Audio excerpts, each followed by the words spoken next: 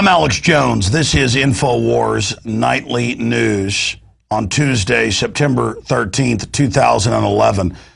And we've had a lot of jam-packed transmissions in the last week and a half since we kicked off this worldwide resistance to tyranny on September 1st.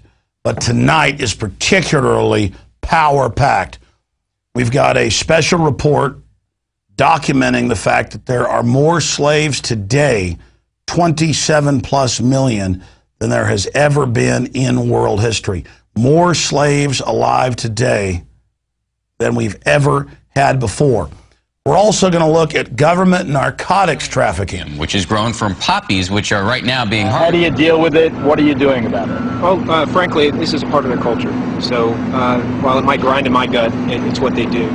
I will tell you, Director Deutsch, as a former Los Angeles police narcotics detective, that the agency has dealt drugs throughout this country for a long time. It's $1 trillion+ a year industry worldwide.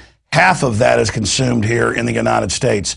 $500 billion. We're going to be looking at some incredible developments on that front. And we're also going to have a special report filed by our reporters dealing with Facebook and their face scanning system as they prepare the public for total Big Brother surveillance. All that and more is coming up tonight. But first off, out of this cornucopia of news, I've got Ron Paul news again.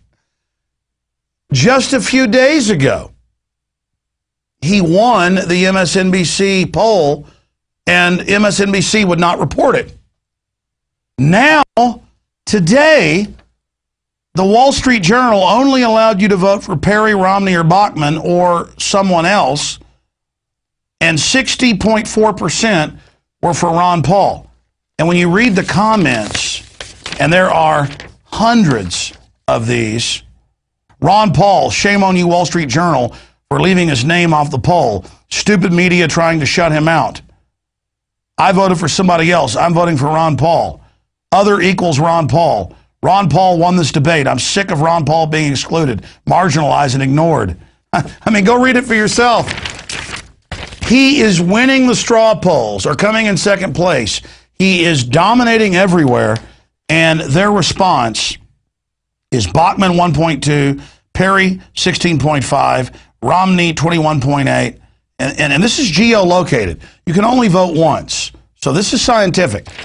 It's just like he got 54% of the MSNBC when it closed, and they just showed the other candidates and didn't point out that he got more than all the others combined.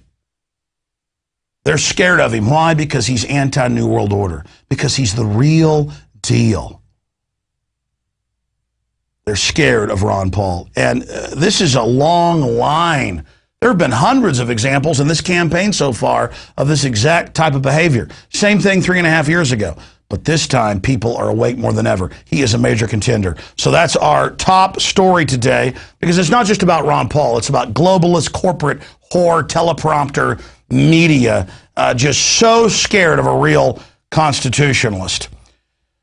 Now, in a few other news items I have here that I'm getting into government drug dealing, I got to read this one. It's so weird. Eel removed from man's bladder after entering penis during beauty spa. This is out of Metro News out of the UK. They've got all sorts of weird beauty spa things. We're getting these tanks with fish that eat the skin off of you and supposedly give you this great exfoliation. It's the same thing here with these eels. You know, I'm just glad I'm a common guy that likes a good steak or some enchiladas and a cold beer. I don't need to feel like I'm pampering myself in a bathtub full of eels. But there's that bizarre news. Just thought I'd hit something strange for an occasion. German leader faces key choice on rescuing euro. That's being spun. They're really handing over all their sovereignty to private bankers that set up the derivative scam. Bachmann's coming out. We'll talk about this more with Mike Adams when he joins us, saying that she knows people that have been made mentally retarded from the Gardasil shot. Shows how issues that were fringe are now mainstream.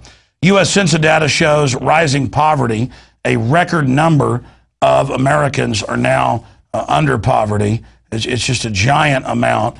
And we also have a record number of children. 22% are now living in poverty, worse than many third world nations. Again, number of poor hits 46 million in 2010. You always get these numbers about 8-9 months late.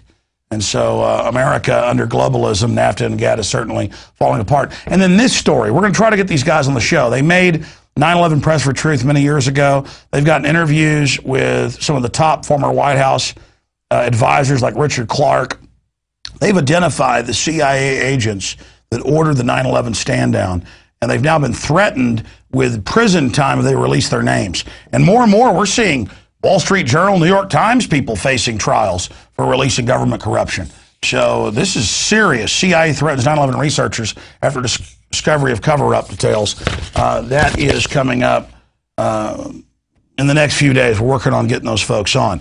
Now, let's shift gears to the whole shadow government that can't be investigated and is above the law, untouchable, until we take our country back. I remember seeing Paul Watson break this about 5 months ago at prisonplanet.com. Since then, it's in the Chicago Tribune and El Paso Times, and I know our guys have put together a package that they can roll over showing some of these mainstream headlines. But the CIA, just 3 days ago, it was confirmed, did go ahead and declare national security in this trial where the head of the Sinaloa, that's the #1 drug cartel in Mexico, who got caught by the Mexican government, has said, look, I have U.S. government immunity. And there's a photo of him. And the DEA and others came in to the court hearing, and they've now released a PDF of that on the federal government's own servers, where they go, yes, it's true. This guy works for us. He shipped narcotics into the United States. We ship guns into Mexico to knock out their competition. And then, of course, they have the side issue of then demonizing the Second Amendment. So the federal government is shipping tens of thousands of weapons into Mexico to certain cartels to wipe out cartels that aren't laundering their money through them. And what the head of the Sinaloa cartel has now claimed, he was the head of U.S. operations, so I guess #2, has now been confirmed. And there's just part of the federal affidavit where they're saying, yeah, he's been told he has immunity. But it's a good lesson not to serve the dark side, because they always burn their own minions. Now, let's turn a bit farther afield to Afghanistan. You've heard in the last 2 days there's rocket attacks, guerrilla attacks on the U.S. embassy in Kabul there in Afghanistan. And what's really happening is you've got tribes that have their own opium fields burned by U.S. forces, but then select groups are allowed to grow their opium. That's why troops go in and say, are you part of our group? And if you're not, they burn your fields. And so basically it's a drug war over $500 billion a year in opium. 92% of world opium production comes out of Afghanistan alone. Pre-invasion 10 years ago, only about 11%. So it's up, I don't know, 9-10-fold, close to that. And it's the same thing with Vietnam, opium production exploding into the U.S. These are wars over illegal drugs. You make them legal, you take the profit out. This situation ends overnight. And we've got a couple clips here. The first one is ABC News from a year ago, in case you're a new viewer and doubting us, whitewashing it. U.S. military is concerned. They don't like helping grow opium, protecting it, helping ship it out.